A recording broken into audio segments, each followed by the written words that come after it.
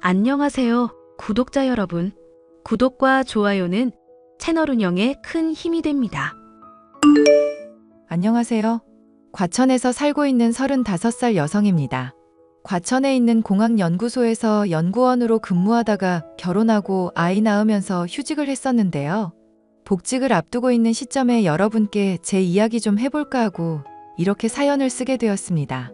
사실 1년 전에 남편과 1년 남짓한 결혼 생활의 종지부를 찍었습니다. 사연을 보다 보면 보통 겪는 시댁과의 갈등, 남편과의 문제, 저도 그런 이유로 이혼했어요. 제가 너무 유난을 떨었나 싶었지만 의외로 저는 약한 수준이더라고요. 어떤 사연인지 궁금해하실 것 같아 지금 바로 사연 시작하겠습니다. 저는 30살이 넘는 나이에 남편을 만나 결혼했고 노산일까 걱정했지만 다행히 허니문 베이비로 아이가 생겼습니다. 연애하면서 남편은 자기 할 일 알아서 하고 남한테 싫은 소리 못하는 순진한 성격이었어요. 하지만 결혼하고 언제 그랬냐는 듯이 태도가 돌변해서는 가부장적인 모습으로 바뀌었습니다. 친정은커녕 시댁에 집중해야 하고 약자한텐 한없이 강하고 강자한테는 한없이 약한 그런 스타일이었죠. 저도 연구소에서 일하면서 월급 600 정도 받았었는데 가끔 연구 성과 좋거나 이센티브를 받으면 월 1000 넘는 경우도 있었습니다. 하지만 남편은 대기업 다니는 자부심이 쩔었고 그런 아들을 둔 시어머니는 아들 사랑 끝판왕이었어요. 금지옥엽으로 키운 아들을 제가 가로채갔다 생각하셨는지 항상 절 보면 시비 걸기 바쁘셨거든요. 그렇게 시간이 흘러 명절이 다가오고 7개월 만삭의 몸이 되었는데 시어머니는 어떻게든 저를 괴롭히고 싶어 하셨습니다. 명절 전주에 전화 와서는 어떻게 할 거냐며 따져 묻기 시작하더라고요. 얘, 이거 다음 주에 음식 해야 되니까 알아서 장 봐와라. 암만 몸이 무거워도 이 정도는 할 수 있지? 네? 어머니, 이 많은 걸 그래도 저 혼자 어떻게 하라고요? 요즘 배달인지 뭔지 다 되잖니. 젊은 애가 그런 것도 몰라? 백화점에 딸린 식품점은 배송 안 해줘요, 어머니. 사거리 대형마트도 아니고. 차 끌고 가서 사오면 되잖니. 뭐가 문제야? 너 하기 싫어서 이러지? 아니요. 저 몸도 무겁고 조금 무리이지 싶은데요. 젊은 애가 핑계도 좋다. 배달되니까 그냥 보라는 대로 봐. 임산부인데 도와주는 사람 한 명이라도 있겠지. 아니, 어머니. 같이 보시면 좀 더 편하시잖아요. 제가 잘못 골라서 교환해야 하거나 그런 경우가 생기면 어떻게 해요? 뭐 네가 알아서 바꿔와야지. 다 늙은 내가 그런 것까지 신경 써줘야 하니? 휴. 일단 알겠습니다. 한숨 쉬지 마. 뭐 힘든 일이라고 그래? 나 때는 애 낳기 전날까지 밭일하고 그랬다. 어머니, 저 노산인데다가 컨디션 조절 잘해야 한다고 말씀드렸잖아요. 노산인 게 내 탓이야? 자랑이다. 그리고 비용은 네가 내는 거다. 명절에 용돈도 기대하마. 제가 말씀을 안 드려서 그렇지 어머님 되게 무개념 행동하시는 거예요. 누가 만삭 며느리한테 간단한 것도 아니고 이렇게나 많이 장을 보고 오라고 하세요? 너 지금 나한테 무개념이라고 했냐? 너야말로 집에서 아무것도 안 하고 시간이 남아도는데 이런 거 시키는 게 잘못이니? 친정에서 그렇게 가르치던? 저희 친정 들먹거리지 마시고요. 마트는 직접 못 가니까 그이 데리고 가던지 주문 배달하든지 할게요. 이런 싸가지 없는 것. 제가 이래봬도 할 말은 하고 사는 성격입니다. 남한테 지는 거 싫어해서 악발이라는 소리도 듣고 살거든요. 뭐 하나에 꽂히면 마음에 들 때까지 그것만 파고드는 부분도 있고요. 공부해서 박사학위까지 딴 거 보면 대충 가늠하시겠죠? 저는 남편 보고 퇴근하는 길에 시어머니가 보내준 장보기 목록대로 사오라고 시켰습니다. 당연히 바깥에서 힘들게 일하고 돌아온 남편한테 칠첩반상 차려줘도 모자란데 심부름이나 시킨다며 싫은 소리 하더군요. 제 말은 거들떠 듣지도 않고 멋대로 옷 벗어제 끼고는 드러누워 버렸습니다. 혹시나 싶어 시킨 건데 그 엄마의 그 아들이라고 그들의 행동을 이해할 수 없었어요. 빈정이 제대로 상한 저는 그동안 남편한테 쌓였던 감정을 모두 쏟아내고 그대로 짐을 싸 친정으로 와버렸습니다. 그렇게 며칠이 흘렀을까요? 제가 아무런 반응도 없자 남편이 먼저 연락을 해오더군요. 당신 언제까지 이럴 거야? 이제 그만 화 좀 풀어. 응? 내가 진짜 화가 난 게 뭔지 알아? 알지도 못하면서 왜 난리야. 아, 마트 같이 안 가서 그런 거잖아. 남자가 어떻게 모양 빠지게 마트 가서 장심부름을 하냐? 뭐? 어이가 없네. 내가 지금 고작 그 이유로 짐 싸들고 친정까지 왔다고 생각해? 아직 반성을 덜 했구먼. 아, 뭔데? 말을 해줘야 알지. 도대체 사람이 왜 그래? 왜 그러냐니? 만삭 임산부한테 혼자 장 봐오라고 시키는 게 정상이야? 도와주지는 못할 망정 그 많은 걸 배달도 안 되는 마트 가서 직접 장을 봐오라는 게 말이 되냐고. 엄마가 못 가는 사정이 있나 보지. 왜 그런 거 가지고 그래? 못 가는 사정? 어머님 친구들이랑 모여서 화투밖에 더 쳐? 결혼은 나 혼자 한 게 아니라 당신이랑 같이 한 거야. 근데 왜 나한테 희생을 강요해? 희생이라니. 다른 집 여자들도 다 그 정도는 해. 왜 유난이야? 아, 만삭인데도 혼자 무거운 짐 들면서 장도 보고 그러나 보지? 그러다 잘못되기라도 하면 당연히 몸간수 못한 본인 탓되는 거고? 왜 이렇게 비꼬는 거야? 엄마가 과한 거 시킨 것도 아니고 당신이 못할 짓도 아닌데 내가 보기엔 네가 너무 유난이야. 다 필요 없고 당신이랑 말 섞기 싫다. 이런 식으로 도돌이표 대화할 거면 말을 걸지 마. 그러니까 지금이라도 안 늦었으니 집으로 돌아오라고. 안 간다고. 뭘 잘못했는지도 모르는 인간이랑 말 섞기도 싫고 나한테 희생을 강요하지 말란 말이야. 왜 소리를 지르고 그래? 그렇게까지 할 건 아니잖아. 내가 미안해. 그래, 미안하다. 명절 앞두고 큰 소란 피우지 말자. 내가 사과할 테니까 화 풀어. 지금 당장 화 안 풀 거야. 당신이 진짜로 뭘 잘못했는지 알지 못하면 사과받아도 눈 가리고 아웅 하는 시기니까. 저는 명절을 앞두고 극적으로 남편과 화해했습니다. 결국 시어머니가 남편과 장 보고 음식 장만하셨어요. 간단한 재료 손질 정도야 도와드렸는데 이러지도 저러지도 못하면서 온갖 고생 다한 시어머니는 제사 지내시자마자 뻗어버리셨죠. 그동안 며느리가 다 하고 입으로만 일을 하셨는데 오래간만에 몸을 쓰니 피곤하실 만도 했습니다. 그렇게 간단히 식사까지 마치고 마무리 도와드리고 친정집에 가려고 준비했는데 망할 남편놈이 쉬고 싶다며 방에 들어가 버린 거 있죠? 시어머니는 이왕 이렇게 된 거 자고 내일 가라 하셨고요. 저는 왠지 약 올리는 듯한 느낌을 받았습니다. 지난 일에 대한 소소한 복수랄까요? 저는 결국 명절 다음 날 친정에 가게 되었습니다. 친정에 간 지 얼마 안 돼서 남편은 모임이 있다며 나가버렸어요. 시댁에서는 잠까지 자고 왔는데 발붙이길 싫어하니 제가 다 민망하더라고요. 결국 저는 빈정이 상하고 말았고 남편이 친정에 한 만큼만 시댁에 똑같이 대우해 주기로 했습니다. 잘하면 잘하는 만큼, 못하면 못하는 만큼 말이죠. 굳이 저만 노력해서 될 일도 아니었으니까요. 밤이 되자 저는 친정엄마와 속마음을 이야기하게 되었습니다. 엄마, 강서방 너무하지 않아? 왜? 아까 모임 있다며. 그럼 가봐야지. 뭐가 너무한데? 아니, 사실 내가 자존심 상해서 말 안 하려고 했는데. 뭔데 그렇게 뜸을 들여? 할 말 있으면 속 시원하게 해봐. 아니, 결혼하고 나서 이상하게 행복하지가 않다? 임신해서 감정 기복 심해져서 이렇게 느끼는 건지 모르겠는데 예전 같지가 않아. 왜? 무슨 일이 있었어? 아니, 내가 어이가 없어서. 어머니가 명절 전주에 연락 오셔가지고는 나한테 장 봐오라고 하시는 거 있지? 너한테? 굳이? 내 말이 마트 가서 장 봐오라는데 그 마트가 배달 서비스도 안 되는 데라 그냥 내가 짊어지고 와야 하는 데야. 몸도 그렇고 컨디션 조절해야 돼서 거절하고 안 하긴 했는데 영 찝찝하네. 사부인이 그랬단 말이야? 만삭 임산부를 가만히 둬도 모자란데 장을 봐오라고 했다고? 그래서 넌 어떻게 했는데? 당연히 거절했지. 나 할 말은 하고 사는 성격인 거 알잖아.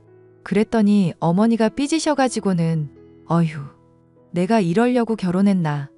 그래도 조금만 참아. 미운 털이라도 박히면 어쩌니? 곧 태어날 손주 녀석 생각해서 마음을 좀 편하게 먹어.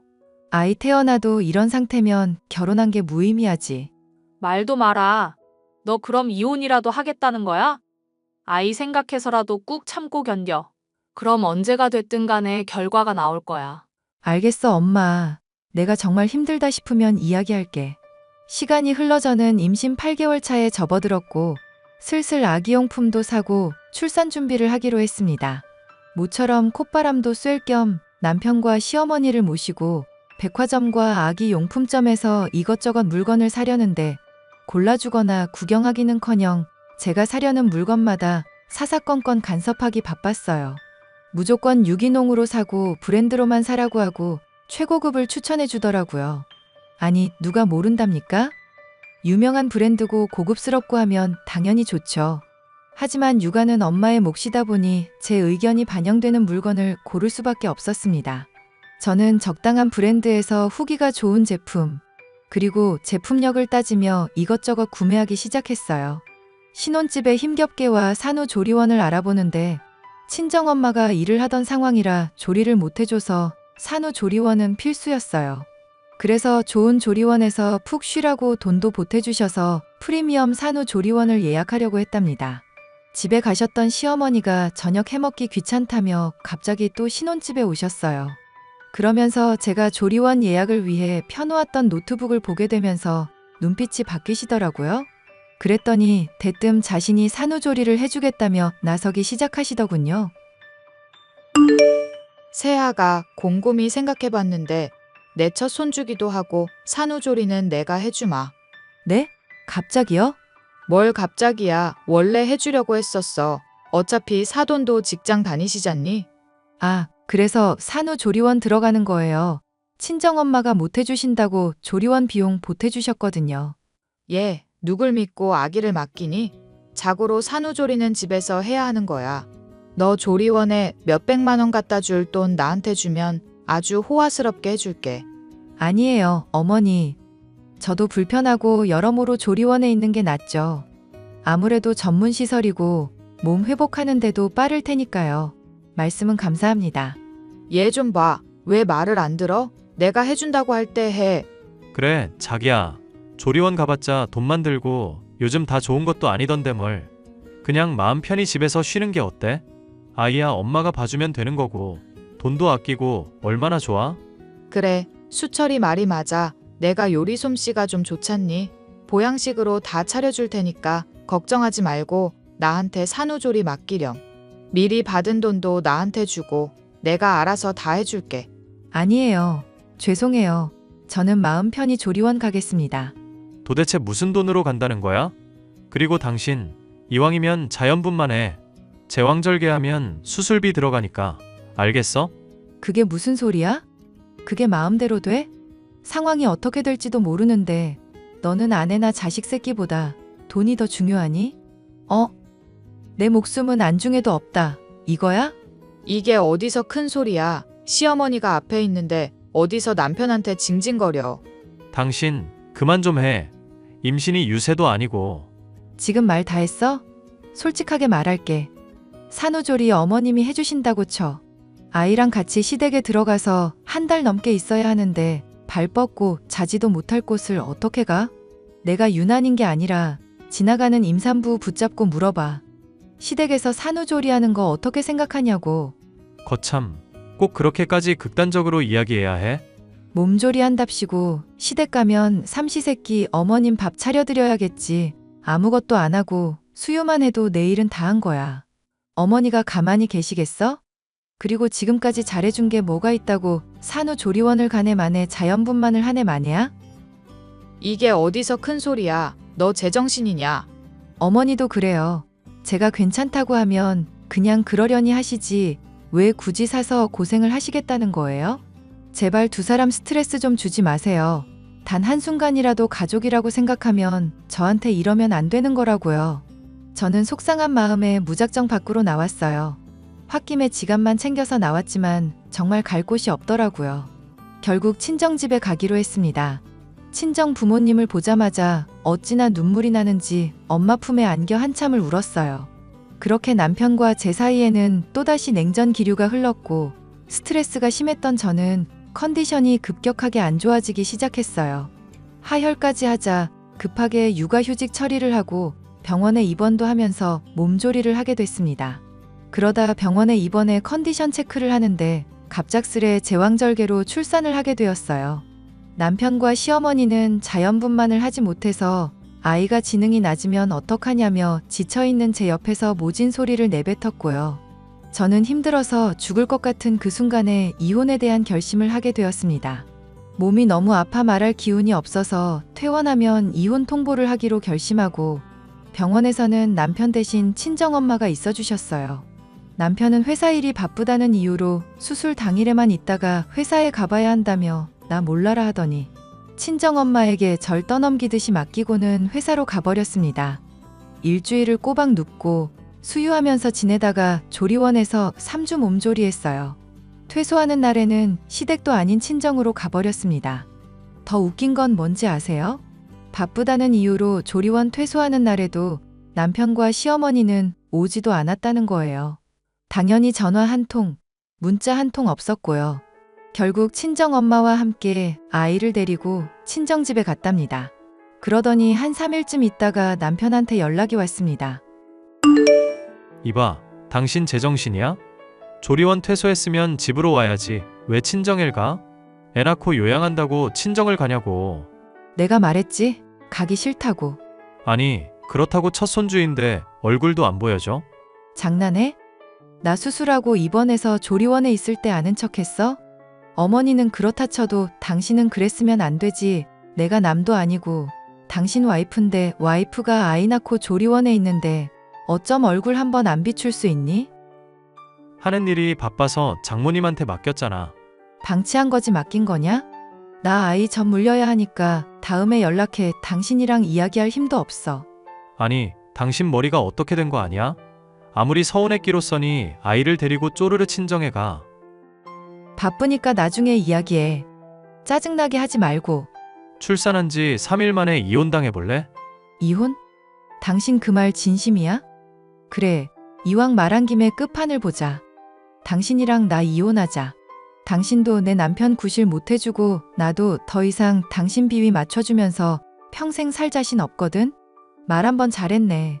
이혼하던가 미친놈아. 뭐가 이렇게 당당해? 당신 말 다 했어? 그래 다 했다. 이런 집구석에서 내 아이 키우면서 당신 닮게 하고 싶지 않아. 아쉬울 것 없으니 이혼해. 저는 그 길로 친정엄마에게 아이를 맡기고 변호사 사무실에 들러 이혼소송 상담을 받고 왔습니다.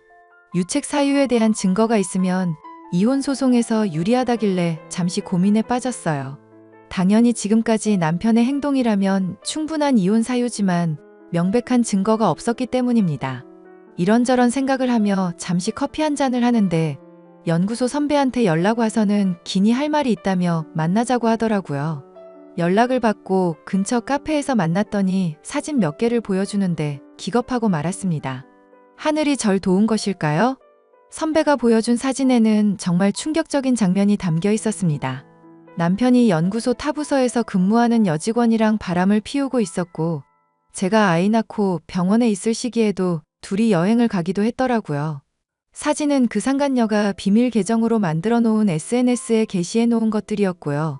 저는 선배로부터 모든 증거를 넘겨받고 남편을 만나러 가서 마지막으로 되물었습니다. 당신이 웬일로 먼저 만나자고 해? 아, 미안해서 그래? 그럼 지금 당장 엄마한테 가서 무릎 꿇고 사과드려. 아니, 내가 왜? 지금 당신 만나러 온 건 처음이자 마지막으로 물어볼 게 있어서야. 착각하지 말라고. 뭔데 그래? 이 사진 연구소 선배가 주더라? 당신이 좋아 죽는 그 여자가 SNS에 턱하니 올렸던데? 생각보다 쉽게 증거 만들어줘서 나는 아주 고마울 따름이야. 증거? 증거라니. 너랑 나랑 이혼하려면 명백한 증거가 있어야 한다길래 어떻게 해야 하나 고민 중이었거든. 근데 어떤 사람이 이 사진을 나한테 보내주더라고. 이거 너 내 뒷조사한 거야? 뒷조사는 가만히 있는데 사람들이 찾아준 거라니까? 오죽 행동을 거지같이 했으면 사람들이 날 찾아와서 너 바람 피웠다고 꼰질러 주냐? 그래서 지금 이혼이라도 하겠다는 거야? 너 지금까지 내 말 뭐 들었어? 난 이미 너랑 이혼하기로 결심했고 증거도 받았겠다. 망설일 이유 없지? 내가 뭘 그렇게 잘못했는데 넌 얼마나 잘났길래. 나? 잘났지. 너는 아빠 자격도 없는 사람이야. 더러운 사람 밑에서 아이 못 키우니까 깔끔하게 갈라서자. 아이는 내가 키울 거야. 그게 네 마음대로 되니? 세상이 그렇게 호락호락하냐고. 쉽지 않은 일이 어딨어. 내가 그럴 줄 알고 산부인과랑 산후조리원에 CCTV 자료 다 요청해놨거든. 뭐? 까짓것 해. 그리고 이왕 이렇게 된 거 네가 낳은 아이 내 아이는 맞는 거야? 어떻게 이렇게 단번에 이혼을 결심해? 내 아이 아니라서 그런 거지? 네가 양심 찔려서 그런 거지?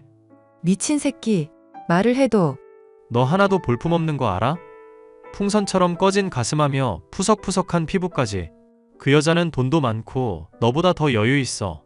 내가 너랑 이혼하고 여자가 없어. 뭐가 없어? 난 지은이랑 살면 되니까 까짓것 이혼해. 그리고 양육비는 안 줄 거야. 내 아이가 아닐지도 모르는데 내가 뭘 믿고. 야, 장수철, 너 말 다 했어? 너 고소까지 당해볼래? 내가 틀린 말 했냐? 너 화장실 가서 거울 좀 보고 와. 네 꼴이 지금 말도 아니라고. 그리고 이혼 준비는 잘하던지 말던지 나는 위자료 줄 생각 1도 없으니깐. 며칠 뒤 이혼 소송이 진행되면서 남편의 부조리도 드러났어요. 다니고 있던 회사에서 격리부 동료와 짜고 회사 돈을 횡령하려고 했던 혐의가 런한 겁니다.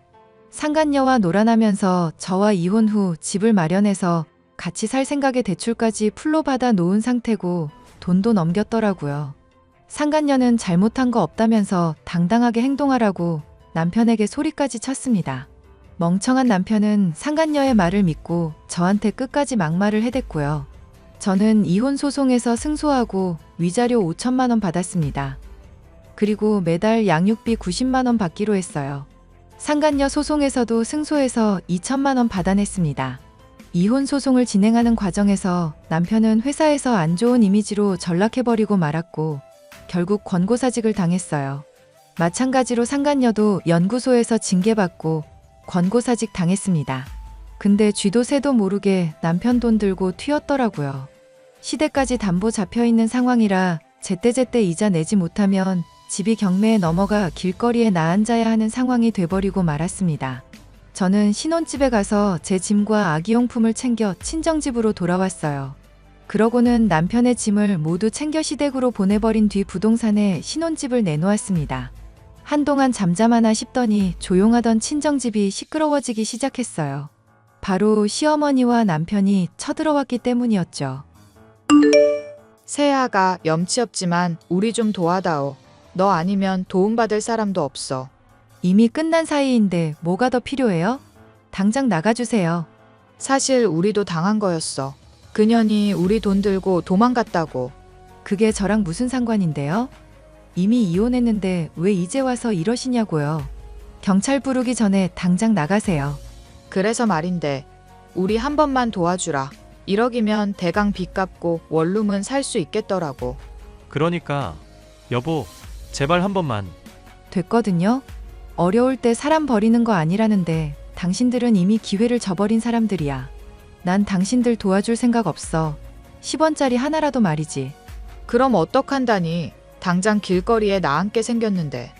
그래도 여보 내가 당신 남편이었고 미우나 고우나 아이 아빠인데 적어도 기본적인 도리는 해야 하지 않아?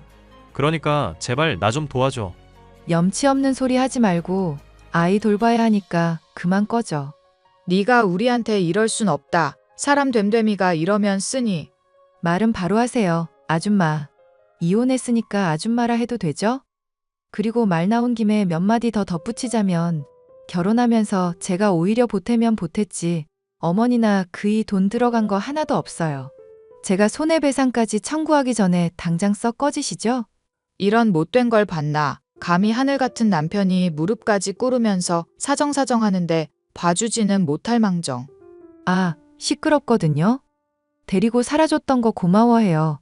정신 좀 차리고요. 한 번만 더 찾아오면 가만 안 둘 겁니다.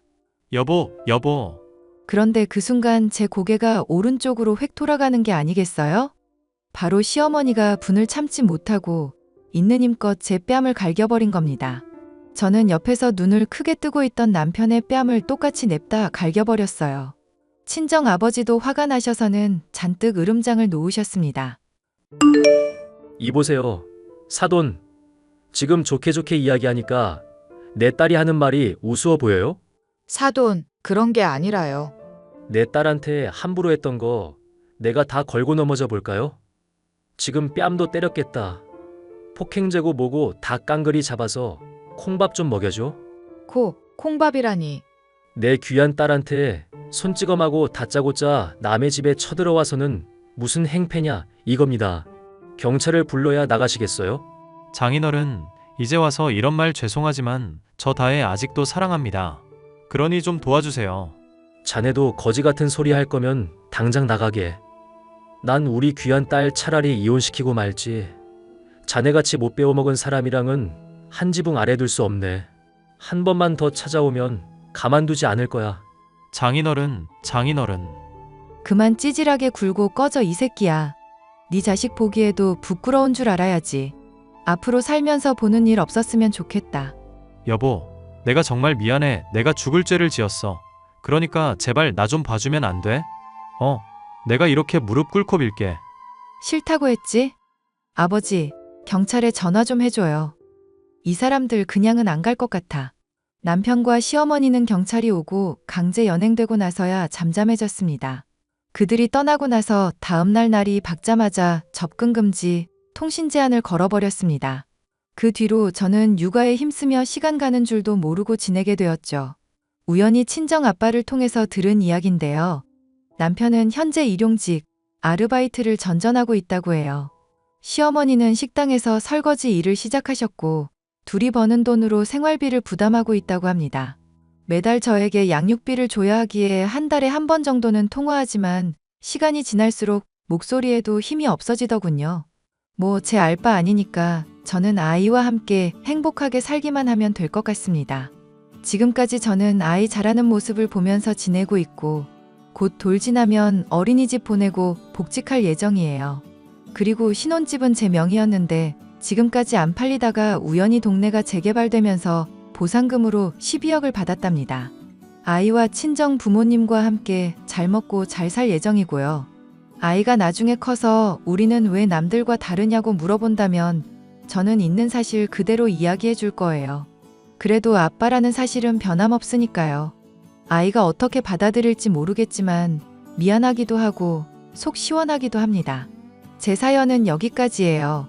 긴 사연 들어주셔서 감사하고요. 저와 비슷한 처지인 분들께 한 말씀 올리자면 이혼은 흠이 아니라는 말을 하고 싶네요. 어디 가서 이혼녀라고 손가락질 당할까봐 겁나서 이혼 못하고 계시는 분들 걱정하지 마세요. 언제나 인생을 살면서 제일 중요한 건 제 스스로의 행복이니까요. 그럼 저는 이만 물러나겠습니다. 공감되셨다면 응원의 댓글 부탁드릴게요.